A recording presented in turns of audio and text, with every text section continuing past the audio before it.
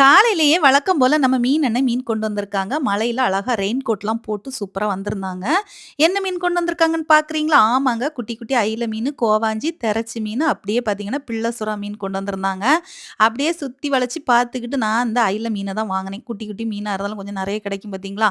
இந்த மீன் வந்து நானும் என் ஹஸ்பண்ட் தான் விரும்புவோம். பிள்ளைங்க விரும்ப மாட்டாங்க. இது வந்து பிள்ள சுறா மீனு.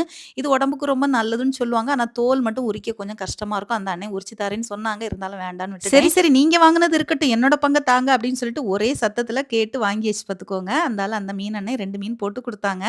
கொஞ்ச நேரம் கிரிக்கெட் விளையாண்ட மாதிரி அழகா விளையாண்டாங்க. அதுக்கப்புறம் பொறுமையா உட்காந்து சாப்பிட ஆரம்பிச்சுட்டாங்கங்க.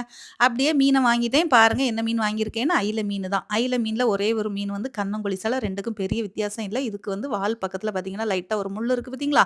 ஆனா அயில மீன்ல அப்படி இருக்காது. அப்படி மிக்ஸிங்ல தான் இருந்துச்சு. இவ்ளோ மீனும் பாருங்க ரூ. 100 விலைக்கு கொள்ளாமான்னு சொல்லுங்க. சரியா? இத கண்மணி ப்ரூனோக்கு குடுக்குறதுக்கு எனக்கு கொஞ்சம் ஈஸியா இருக்கும். அதனால தான் வாங்கியிருக்கேன். ரூ. 100க்கு விலைக்கு எப்படி இருக்குங்கிறத மறக்காம ஒரு கமெண்ட் பண்ணிருங்க. வீடியோ பிடிச்சா மறக்காம லைக்